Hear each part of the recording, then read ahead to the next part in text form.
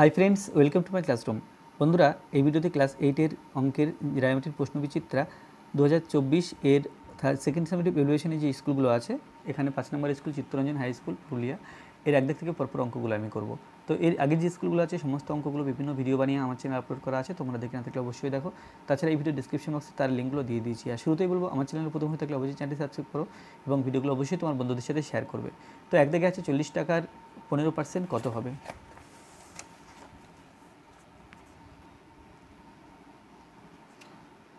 চল্লিশ টাকার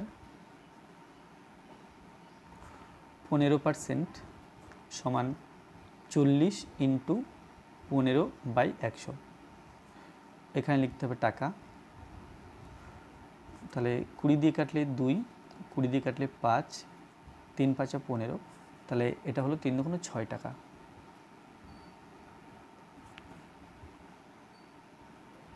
দুই দিকে আছে a cube minus B cube, এর একটি উৎপাদক a মাইনাস বি হলে অপরটি কত?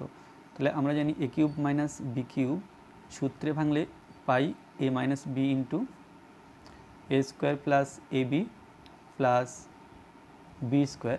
তাহলে এটা একটা উৎপাদক আর এটা অপর উৎপাদক। তাহলে অতএব অপর একটি উৎপাদক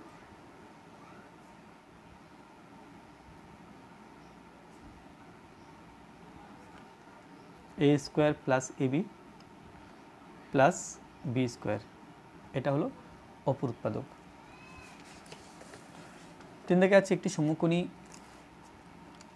সমকোণী সমদ্বিবাহু ত্রিভুজের প্রতিটি কোণের মান লেখো।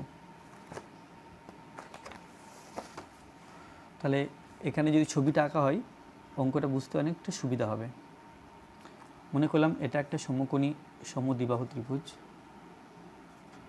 A B C. তাহলে এটা যেহেতু সমকোণী ত্রিভুজ, এই কোণটা 90 ডিগ্রি, কোণ এ বি সি সমান 90 ডিগ্রি। আর যেহেতু সমদ্বিবাহু ত্রিভুজ, তাহলে এই দুটো বাহু সমান, এ বি সমান বিসি, তাহলে এই কোণ দুটো সমান হবে। এই কোণের নাম বিএসি, এই কোণের নাম এসিবি। অতএব কোণ বিএসি আর কোণ এসিবি এরা পরপর সমান হবে। বিএসি অর্থাৎ এই কোণটা আর এসিবি অর্থাৎ এই কোণটা পরপর সমান। তো তিনটি কোণের সমষ্টি 180 ডিগ্রি আমরা জানি।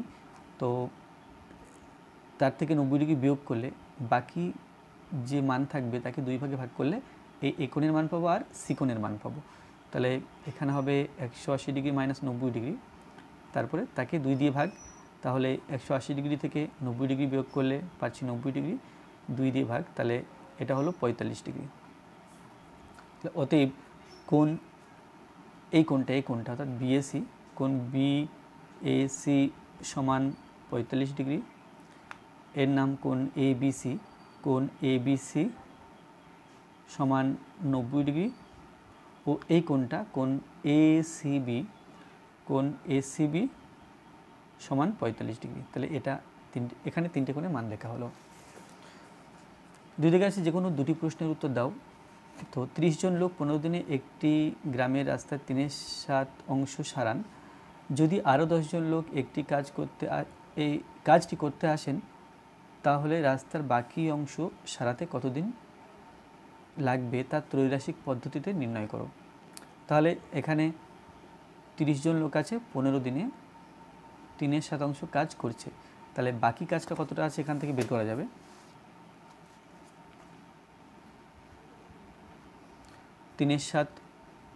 বাকি কাজের পরিমাণ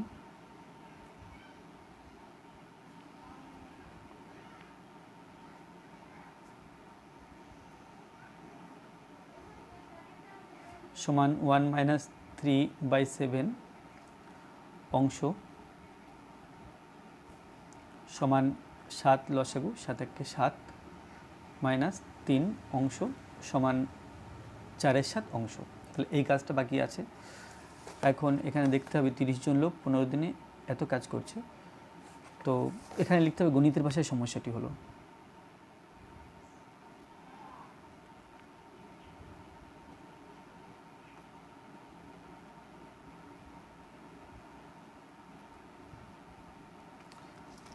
তাহলে প্রথমে লোক সংখ্যা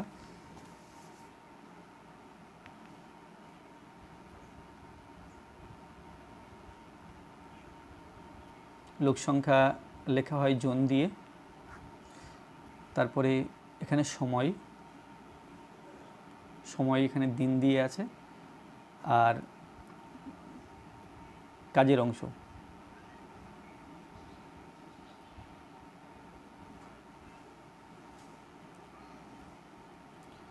তাহলে প্রথমে আছে 30 জন লোক 15 দিনে 3/7 অংশ কাজ করে। তারপরে আছে আরও 10 জন লোক কাজটি করতে আসেন। তাহলে লোকের জায়গাতে 30 + 10 = 40 জন। কত সময় লাগবে বের করতে হবে। আর কাজের অংশ আছে 4/7 অংশ বাকি আছে, এই কাজটা করবে। তো এখানে যেহেতু সময় বের করতে হবে, সময়ের সাথে লোক সংখ্যার সম্পর্ক খুঁজতে হবে, সময়ের সাথে কাজের অংশের সম্পর্ক খুঁজতে হবে। তাহলে সময়ের সাথে যদি লোক সংখ্যার সম্পর্ক আমরা দেখি, লোক সংখ্যা যদি বেশি হয় তাহলে কিন্তু সময় কম লাগবে একই কাজ করতে। সুতরাং এটা এখানে বাড়লে এটা কমছে, তাহলে এটা ব্যস্ত সম্পর্ক। আবার সময়ের সাথে কাজের অংশের সম্পর্ক যদি দেখি, যে কাজের অংশ যদি বেড়ে যায় তাহলে সময় কিন্তু বেশি লাগবে, সুতরাং এটা সরল সম্পর্ক। তো এই সম্পর্ক দুটো থেকে এখানে একটা ভগ্নাংশ পাবো এই 30 এবং 40 দিয়ে, এখানে আর একটা ভগ্নাংশ পাবো 3-এর সাথে 4-এর সাথে দিয়ে। এই দুটো ভগ্নাংশকে 15 দিয়ে গুণ করলে সময় পাওয়া যাবে। তাহলে প্রথমে সময় এবং লোক সংখ্যার সাথে সম্পর্ক বুঝে ভগ্নাংশ তৈরি করতে হবে।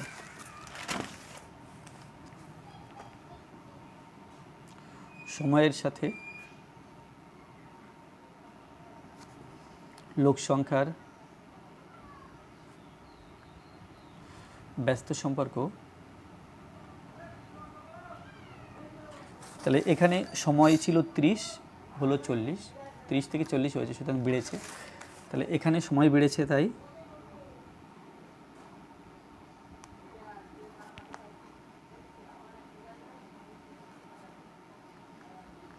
এখানে সময় বেড়েছে। সময় যেহেতু বেড়েছে তাহলে না, এখানে সময় বাড়েনি, এখানে লোক সংখ্যা বেড়েছে, 30 থেকে 40 হয়েছে। তাহলে এখানে সময় না লিখে লোক সংখ্যা লিখতে হবে। এখানে লোক সংখ্যা বেড়েছে তাই সময় কমবে, এই কমবে কথার মাথায় রাখতে হবে। সুতরাং ভগ্নাংশটি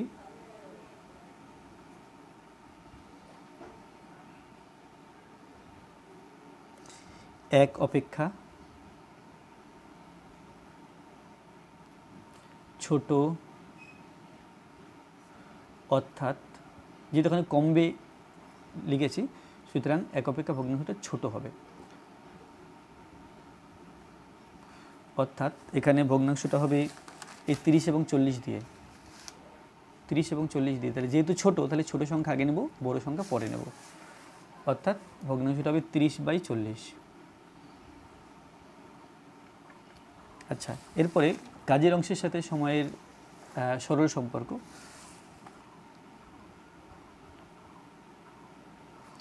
কাজের অংশের সাথে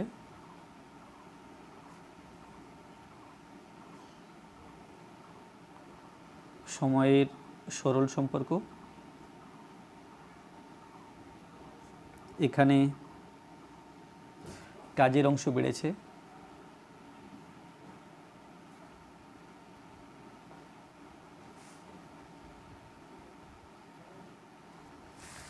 এখানে 3/4 ছিল, এই 3/7 ছিল, 4/7 হয়েছে, সুতরাং এটা বেড়েছে। তাহলে কাজের অংশ বেড়েছে তাই সময় বাড়বে। সুতরাং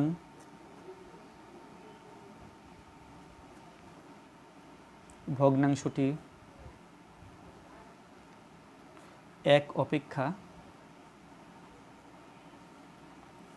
তাহলে বাড়বে যেহেতু হয়েছে, তাহলে এক অপেক্ষা বড়, অর্থাৎ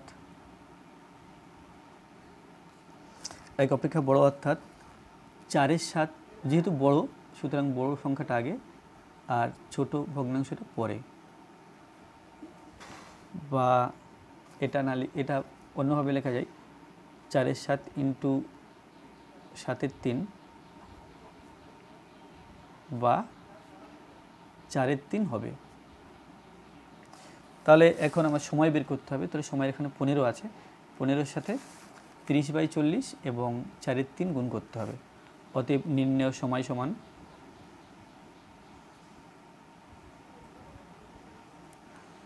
15 ইন্টু 30/40 ইন্টু 4/3। এখানে দিন হবে, যেহেতু সময়ের একক দিন এখানে, তাহলে কাটাকুটি করলে 3, কাটাকুটি করলে 4, তাহলে সমান 15 দিন।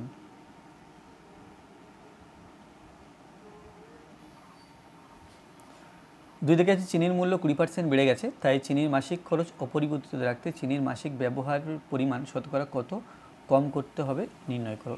তাহলে চিনির মূল্য যদি 20% বেড়ে গিয়ে থাকে, আগের মূল্য যদি 100 টাকা হয়, পরের মূল্য হয়েছে 120 টাকা, অর্থাৎ আগে যদি খরচ 100 টাকা হতো, পরে খরচ হবে 120 টাকা। আর চিনির খরচ যদি অপরিবর্তিত রাখতে হয়, তাহলে 120 টাকা যেটা বেড়ে হলো তার থেকে 20 কমাতে হবে, যদি 100 রাখতে হয় তাহলে 20 কমাতে হবে। তো সেখান থেকে অঙ্কটা করতে হবে। তাহলে এখানে লিখতে হবে যে 20% বেড়ে গেলে চিনির মূল্য হয় 20% বেড়ে গেলে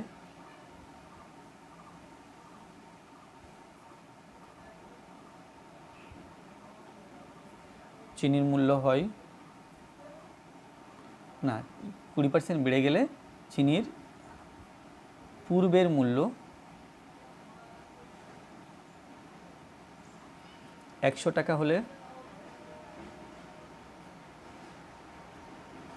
বর্তমান মূল্য 120 টাকা হবে।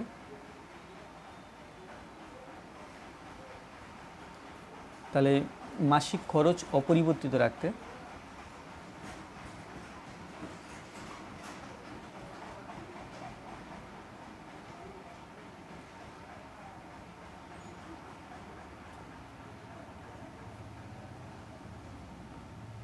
খরচ কমাতে হবে 120 টাকা থেকে 100 টাকা বিয়োগ,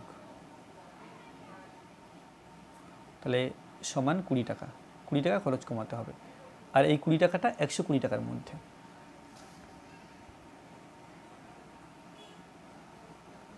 তাহলে এখানে যদি ঐকিক নিয়ম করি, 120 টাকায় খরচ কমাতে হবে 20 টাকা। যেহেতু শতকরা চাইছে, তাহলে 1 টাকায় খরচ কমাতে হবে সমান 20, আর এই 120 এর নিচে আসবে 120 টাকা। তাহলে 100 টাকায় খরচ কমাতে হবে সমান 20 ইন্টু 100, আর তার নিচে আছে 120।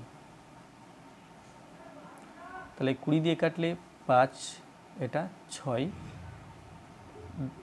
2 দিয়ে কাটলে 3, আর এটা হলো 10, তাহলে 5 10 কে 50, তার নিচে 3, 50/3 টাকা। তো 50কে 3 দিয়ে ভাগ করলে পাই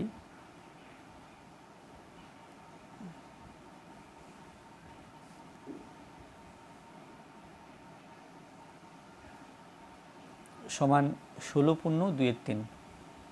তাহলে এটা উত্তর, চিনির ব্যবহার শতকরা 16.2-3% কমাতে হবে। তারপরে আছে এক পাত্র শরবতে 5:2 অনুপাতে সিরাপ ও জল মেশানো আছে। এই শরবতে কত অংশ তুলে নিয়ে তার পরিবর্তে সমপরিমাণ জল ঢাললে সিরাপ ও জলের পরিমাণ সমান সমান হবে। তাহলে এখানে প্রথম যে সিরাপ ও জলের অনুপাত আছে 5:2,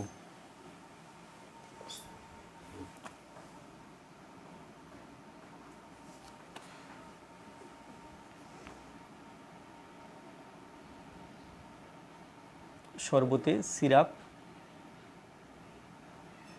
ইসটু জল সমান 5:2। অতএব সিরাপের আনুপাতিক ভাগহার বা সিরাপের অংশ লিখতে পারি, সিরাপের আনুপাতিক ভাগহার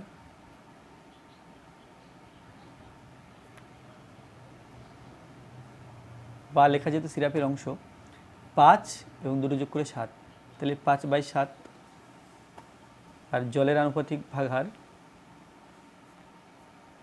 এটা হবে 2/7। এটা হলো। এবার এই শরবতে কত অংশ তুলে নিয়ে তার স্থলে সমপরিমাণ জল ঢাললে সিরাপ ও জলের পরিমাণ সমান সমান হবে এটা জানতে চেয়েছে। তো মনে করব শরবতের এক্স অংশ তুলে নিতে হবে।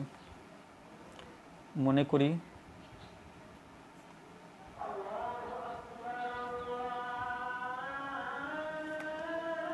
শরবতে এক্স অংশ তুলে নিতে হবে।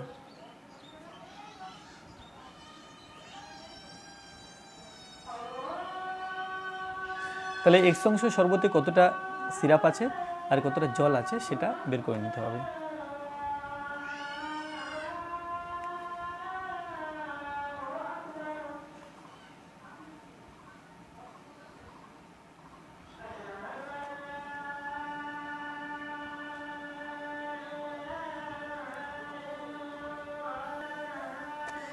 তাহলে এটা এক্স ইন্টু এই যে 5 এর 7 সমান 5x/7 অংশ ও জলের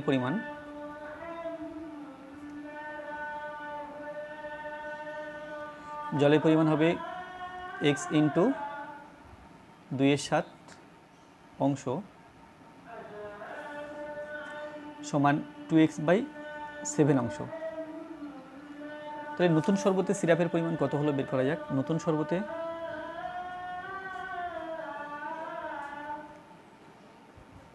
সিরাপের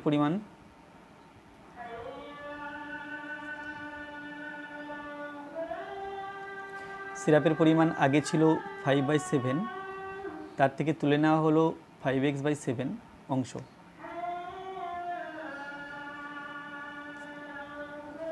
উপরে হবে 5 - 5x অংশ ও জলের পরিমাণ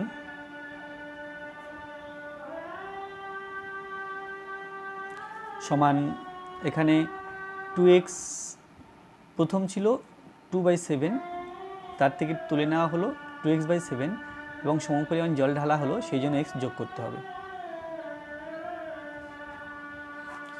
7 লসাগু 7 দিয়ে 7 ভাগ করলে 1 হয়, 1 দিয়ে 2 কে গুণ, একই রকমভাবে এখানে 2x আর 7 আর x গুণ, তাহলে +7x অংশ সমান 2 + 5x/7 অংশ। তাহলে এই দুই পরিমাণ সমান বলা আছে, এই যে সিরাপের পরিমাণ আর জলের পরিমাণ। তাহলে লিখতে হবে প্রশ্নানুসারে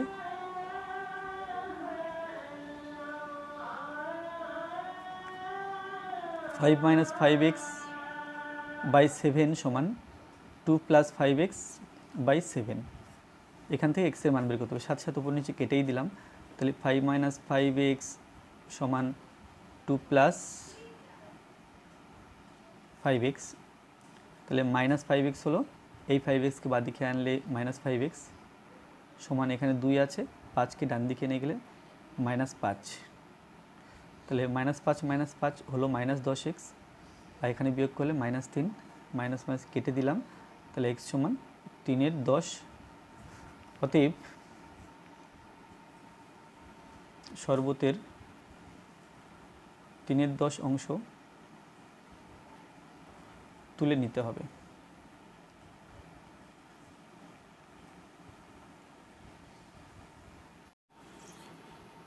তিনের দিকে আছে গসাগু করো, এখানে 3খানা রাশিমালা দেওয়া আছে। তাহলে প্রথম রাশি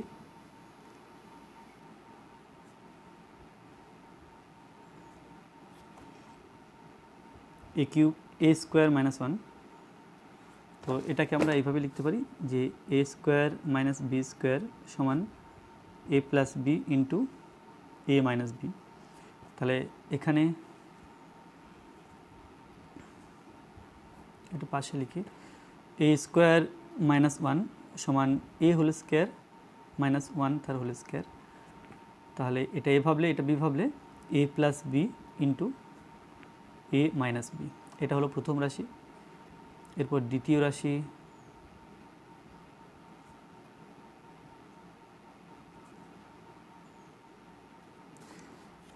আছে a³ - 1, তাহলে এখানে a³ - b³ সূত্র ব্যবহার করে এটা উৎপাদকে বিশ্লেষণ করা যাবে, যেটা হলো a - b into a² plus ab plus b², এই সূত্র ব্যবহার করে এটাকে উৎপাদকে বিশ্লেষণ করতে হবে। তাহলে a³ এইভাবে লিখলাম, a এর হোল কিউব, আর 1কে 1 এর হোল কিউব লিখলাম, তাহলে এ কিউব মাইনাস বি কিউব সূত্র হলো এ minus B into A square plus A B plus B square.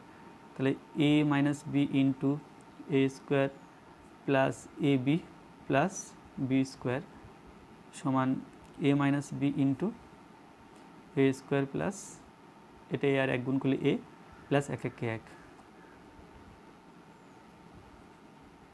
তৃতীয় রাশি এ স্কোয়ার প্লাস এ মাইনাস টু। এখন এটাকে উৎপাদকে বিশ্লেষণ করতে গেলে মধ্যসহগ বিশ্লেষণ পদ্ধতিতে করতে হবে, অর্থাৎ দুইকে ভেঙে এক করতে হবে। তাহলে সেটা হবে এ স্কোয়ার দিলাম প্লাস একের জায়গাটা ফাঁকা রেখেছি, এখানে এ মাইনাস দুই, তাহলে দুইকে ভেঙে এক করতে গেলে দুই মাইনাস এক, দুই একে দুই, তাহলে পেলাম এ স্কোয়ার প্লাস টু এ প্লাস এ মাইনাস ওয়ান এ, ওয়ান দেওয়ার দরকার নেই, মাইনাস টু। এই দুই থেকে এ কমন নিলে এ প্লাস টু, আর এই দুই পদ থেকে মাইনাস এক কমন নিলে এ প্লাস টু।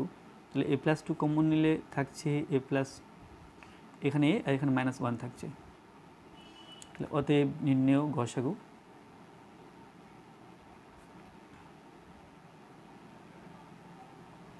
সবার মধ্যে যেটা কমন, অর্থাৎ তিনখানা পদেই যে উৎপাদকটা কমন থাকবে সেটাই হবে গসাগু। তাহলে এখানে এ প্লাস ওয়ান এ মাইনাস ওয়ান, এখানে এ প্লাস ওয়ান নেই, এ মাইনাস ওয়ান আছে, তাহলে এ মাইনাস ওয়ান এখানে আছে, এখানে আছে, আবার এখানেও আছে, তাহলে এখানে এ মাইনাস ওয়ান উত্তর হবে।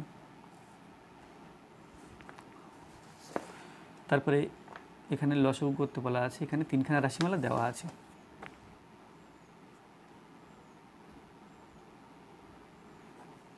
প্রথম রাশি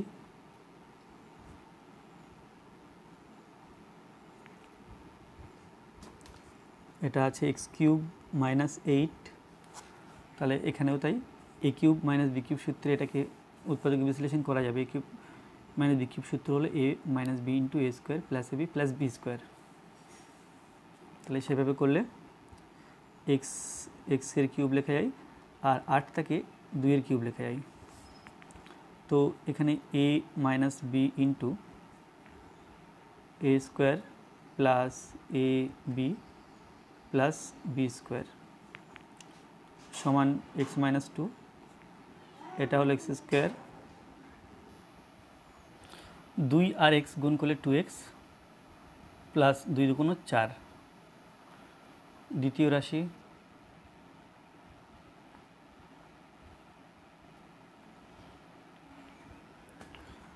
এখানে আছে x square plus three x minus ten. এটাকে উৎপাদকে বিশ্লেষণ করতে হবে, তবে মধ্যসহগ বিশ্লেষণ পদ্ধতিতে করতে হবে। 10কে ভেঙে 3, আমরা জানি 5 দুগুণ 10 হয়, অর্থাৎ 3-এর জায়গাতে 5 মাইনাস 2 লেখা যায়, এক্সের জায়গাতে এক্স আর 10-এর জায়গাতে 10। তাহলে এক্স স্কোয়ার হলো প্লাস 5-এর সাথে এক্স হয়ে গেল 5x প্লাস এ মাইনাস 2x মাইনাস 10 সমান এক্স কমন নিলে এক্স প্লাস 5 থাকবে, এক্সটা আর হবে না কেন কি কমন নিয়েছি, তাহলে এক্স প্লাস 5। আর এই দুটো পদ থেকে যদি মাইনাস 2 কমন নেওয়া যায়, মাইনাস 2 কমন নিলে এখানে এক্স থাকবে, আর মাইনাস কমন নিয়েছি যেহেতু মাইনাসে প্লাস 2 দিয়ে ভাগ করলে 10কে 5 হলো। তাহলে এক্স প্লাস 5 দুই জায়গাতেই আছে, দুই পদে আছে, কমন নিলাম এক্স প্লাস 5, কমন নিলে বাঁ দিকে এক্স পড়ে থাকবে আর ডান দিকে মাইনাস 2 পড়ে থাকবে। এরপরে তৃতীয়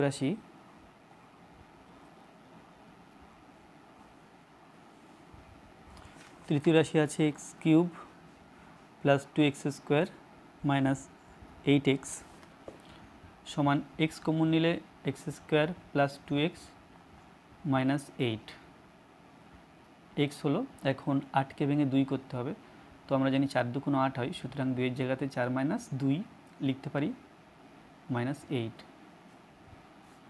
এক্স এখন এক্স স্কোয়ার প্লাস 4-এর সাথে এক্স গুণ, তাহলে 4x প্লাসে মাইনাস 2-এর সাথে এক্স গুণ, তাহলে 2x মাইনাস 8। এক্স এই দুই তো পদ থেকে এক্স কমন নেব, তাহলে থাকবে এক্স প্লাস 4, আর এই দুটো পদ থেকে মাইনাস 2 কমন নেব, এখানেও হবে এক্স প্লাস 4 সমান এক্স প্লাস 4 দুই পদে আছে, তার আগে একটা বাড়তি এক্স আছে, এক্স প্লাস 4টা কমন নিলাম দুই পদ থেকে, এখানে এক্স থাকবে, এখানে মাইনাস 2 থাকবে, তাহলে এই 3টে রাশি উৎপাদকে বিশ্লেষণ করলাম। এখন লসাগু নির্ণয় করতে হবে। তাহলে অতএব নির্ণেয় লসাগু নির্ণয়ের ক্ষেত্রে সবসময় আমি বলি যে প্রথম রাশিটা যা আছে সেটা পুরোটাই লিখতে হবে। এখন দ্বিতীয় রাশিতে x+4 এখানে লেখা হয়নি, তাহলে লিখব x+5। এখানে x-2 লেখা হয়েছে, তাহলে লিখব না। x লেখা হয়নি, তাহলে লিখব। x+4 লেখা হয়নি, তাহলে এটাও লিখতে হবে। আর x-2 লেখা হয়েছে, তাহলে লিখব না। তো এগুলো গুণ করে উত্তর আসবে। তাহলে x পেলাম, তারপরে x-2 পেলাম, x+4 পেলাম, x+5 পেলাম, এখানে x² + 2x + 4, তাহলে এটা উত্তর। তো আজকে ভিডিওটি এই পর্যন্ত। পরবর্তী অঙ্কগুলো পরবর্তী কোনো ভিডিওতে করব। তো ভিডিওটি ভালো লাগলে অবশ্যই লাইক করবে, কোনো প্রশ্ন থাকলে কমেন্টে জানাবে, আর আমার চ্যানেল প্রথম হয়ে থাকলে অবশ্যই চ্যানেলটি সাবস্ক্রাইব করবে এবং ভিডিওগুলো অবশ্যই তোমার বন্ধুদের সাথে শেয়ার করবে। ধন্যবাদ।